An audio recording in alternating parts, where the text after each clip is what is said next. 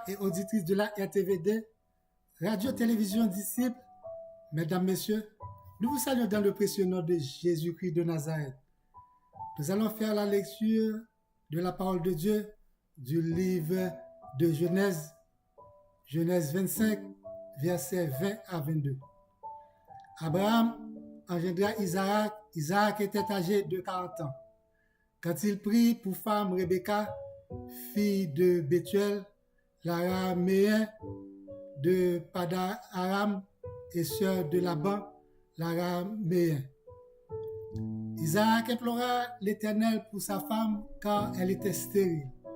Et l'Éternel l'exauça. Rebecca, sa femme, devint enceinte. Les enfants étaient de son sein et elle disait, « S'il en est ainsi, pourquoi suis-je enceinte ?» Elle alla consulta l'Éternel. Isaac implora l'Éternel pour sa femme et l'Éternel l'exauça. Quiconque invoqua le nom du Seigneur sera sauvé. Isaac implora l'Éternel pour sa femme car elle était stérile. Isaac n'était pas un sacrificateur ni un prophète. Isaac n'était pas un pasteur ni un prêtre. Isaac n'était pas un prédicateur ni un laïc engagé. Isaac implora l'Éternel pour sa femme et l'Éternel l'exauça. Gloire à Dieu. Bien-aimés, vous n'avez pas besoin d'avoir un titre honorifique, un diplôme, ni des contacts pour implorer l'Éternel ou invoquer l'Éternel, le nom de l'Éternel, pour des cas impossibles. Dès que vous connaissiez, c'est l'Éternel qui est Dieu. Il n'y a pas d'autre Dieu que lui. Vous pouvez seulement, avec la foi, invoquer le nom de l'Éternel au jour de la détresse. Il vous délivrera. Gloire à Dieu. Invoque-moi au jour de la détresse. Je te délivrerai et tu me glorifieras, dit l'Éternel. Isaac a reconnu l'alliance de l'Éternel avec son père Abraham de génération en génération, dont nous jouissons de cette alliance jusqu'à date. C'est pourquoi quiconque invoquera le nom du Seigneur sera sauvé, dit dans le livre Romains 10, verset 13. Isaac n'avait pas reçu une action spéciale pour implorer Dieu. Comme il était l'enfant de l'alliance ou de la promesse, l'Éternel l'exauça pour sa femme qui était stérile et sa femme devint enceinte. Voici l'alliance de l'Éternel à Abraham. Genèse 17, versets 15, 16 et 19. Dieu dit à Abraham, « Tu ne donneras plus à Saï, ta femme, le nom de Saï, mais son nom sera Sarah.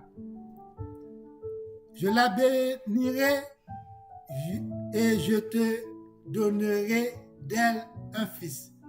Je la bénirai et elle deviendra des nations, des rois de peuples sortiront d'elle. » Verset 19. Ta femme t'enfantera un fils et tu l'appelleras le nom d'Isaac. J'établirai mon alliance avec lui comme une alliance perpétuelle pour sa postérité, avec lui, après lui. Entendons-nous, frères et sœurs bien-aimés.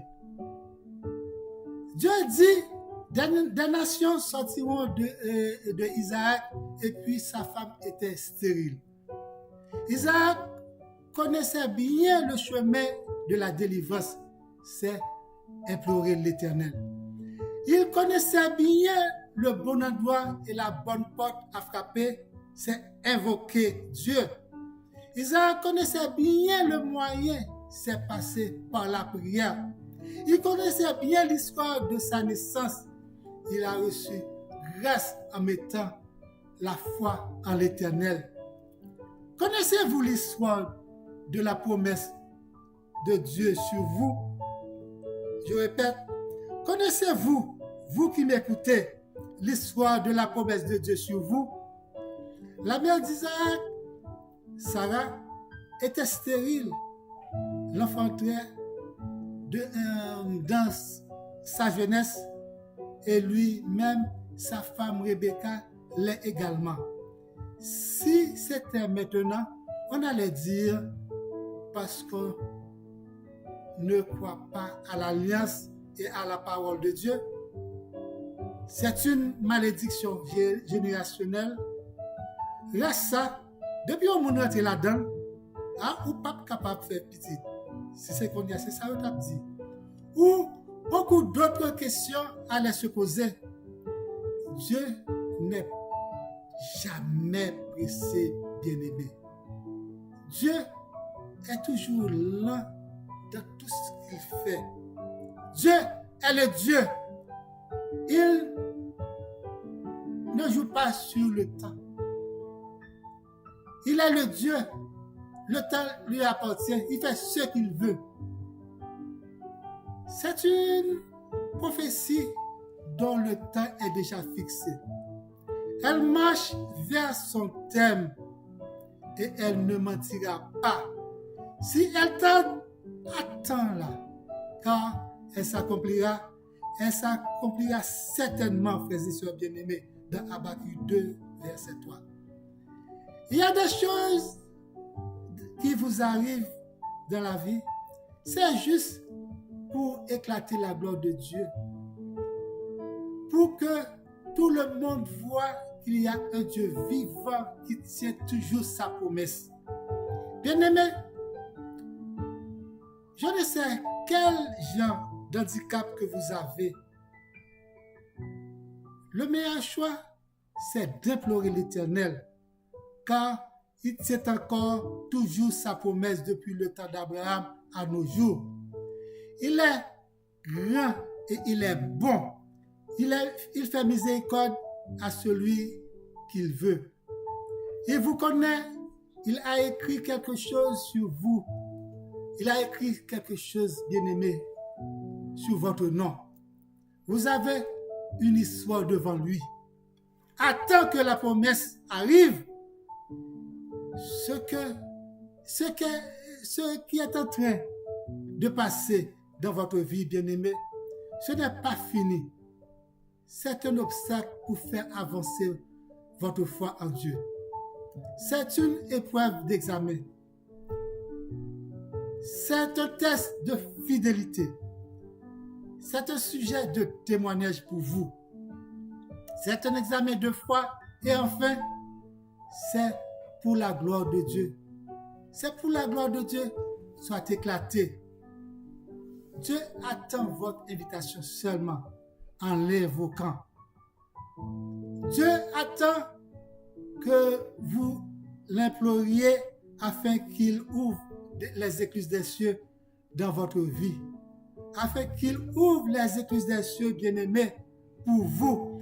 Afin qu'il déverse sa grâce sur vous. La grâce de Dieu, c'est un chèque blanc. C'est un chèque en blanc. C'est vous qui allez donner à ce chèque une valeur par rapport à votre besoin. C'est vous qui allez mettre à ce chèque un chiffre par rapport à votre nécessité. C'est vous qui devez respecter ce chèque par rapport à votre impératif. C'est vous qui connaissez la valeur et l'importance du chèque que vous avez en votre main. Isaac avait mis une valeur sur son chèque. Il implore le nom de l'Éternel et l'Éternel l'exauça. Gloire à Dieu. La bénédiction d'Abraham existe pour tout le monde depuis le temps d'Abraham à nos jours. Isaac implora l'Éternel pour sa femme et sa femme devient enceinte et Dieu l'a exaucé. L'appui de la grâce déverse pour tout le monde depuis le temps d'Abraham à nos jours. Jacob implore l'Éternel principalement de sa chute nocturne où il supplie un adversaire mystérieux de le bénir avant l'aube et obtient le nom d'Israël. Gloire à Dieu. Cette pluie de grâce déverse pour tout le monde depuis le temps d'Abraham à nos jours. Moïse implore l'Éternel fréquemment pour intercéder en faveur d'Israël après leur péché et chercher ainsi à voir la gloire de Dieu et connaître sa volonté. Ces implorations montrent une profondeur relation avec Dieu agissant comme médiateur entre lui et son peuple. Gloire à Dieu. Cette pluie de grâce déverse pour tout le monde depuis le temps d'Abraham à nos jours. Job implore l'Éternel malgré ses souffrances, ses raillements et ses pertes. Il exprime une foi profonde en son Rédempteur vivant et l'Éternel lui rend le quintuple. Gloire à Dieu. Cette pluie de grâce déverse pour tout le monde depuis Abraham à nos jours. David implore l'Éternel même au milieu de ses épreuves, ses persécutions face à ses ennemis, Saül ou Absalom. Il invoque Dieu pour être secouru et l'Éternel prête l'oreille à ses cris. Gloire à Dieu. Cette pluie de grâce déverse pour tout le monde depuis le temps d'Abraham à nos jours. Élie implore l'Éternel. Son imploration est une communication puissante, demandant souvent une intervention divine claire et décisive face à l'idolâtrie et au mal. Et Dieu répond toujours par des signes puissants. Par exemple, il fait descendre le feu sur un sacrifice au mont Carmel. Gloire à Dieu. Il n'y a pas Élie sans Élisée, il n'y a pas Élisée sans Élie. Élisée a imploré l'Éternel. Il demande à Dieu une double portion de l'esprit d'Élie. Et l'Éternel lui donna la double portion. Gloire à Dieu. Paul et Silas, dans la prison, au milieu de la nuit, ils priaient, ils chantaient, ils imploraient le nom de Dieu, provoquant un tremblement de terre qui ouvrit toutes les portes et détacha des chaînes. Salomon a également imploré l'Éternel, lui donne la sagesse pour citer que cela. Qu'avez-vous fait, frères et sœurs bien-aimés, avec votre chèque d'alliance aujourd'hui? Qu'avez-vous fait aujourd'hui avec votre chèque d'alliance, votre chèque en blanc? Qu'avez-vous fait? Implorez Dieu, implorez l'Éternel, implorez l'Éternel bien-aimé. Car quiconque implore l'Éternel sera sauvé, sera délivré et fera des exploits et fera des prodiges, bien-aimés. Ne suivez pas la valeur que votre voisin a mis sur son chèque. Suivez seulement votre chèque, la valeur que vous allez mettre sur votre chèque. Moi, personnellement, j'avais un chèque en blanc, mais je ne savais pas si je l'avais.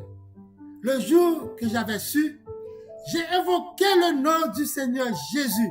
Il m'a répondu. Il m'a délivré de toutes mes frayeurs, comme dit Jonas dans Jonas 2, verset 3. Dans ma détresse, j'ai invoqué l'Éternel et il m'a exaucé. Du sein du séjour des morts, j'ai crié et tu as entendu ma voix, dit Jonas 2, verset 3. Depuis lors, j'ai mis une valeur sur mon chèque, gloire à Dieu, en acceptant Jésus-Christ comme mon sauveur personnel, comme mon sauveur seul maître, comme mon sauveur personnel, frères et sœurs bien-aimés. Vous qui m'écoutez aujourd'hui, il y a des obstacles qui viennent sur votre chemin. C'est un signe pour vous rappeler que vous avez un chèque en blanc en votre main. Il y a des inconvénients qui sont devant vous. C'est un appel de Dieu. L'infertilité de la femme d'Isaac, c'était un moyen de faire éclater la gloire de Dieu. Il y a des problèmes qui se présentent. C'est une solution pour votre futur bien-aimé. Sans nul doute, voilà, vous allez dire, est-ce que les problèmes, maladies, inconvénients, difficultés, obstacles, incidents sont de bonnes choses? Assez souvent, bien-aimés, c'est pour faire éclater la gloire de Dieu. Toutes choses concourent au bien de ceux qui aiment Dieu. Quiconque invoque le nom du Seigneur sera sauvé. Gloire à toi. Que la paix et la grâce de notre Seigneur Jésus-Christ vous soient. Bonne semaine à vous tous. Restez en Jésus-Christ. Restez ferme en Jésus-Christ, en implorant son nom, en évoquant son nom. Et vous voyez, vous allez voir la gloire de Dieu va être éclatée pour vous. Bonne semaine à vous tous. I love you. Restez avec Jésus-Christ de Nazareth. Merci, merci, merci.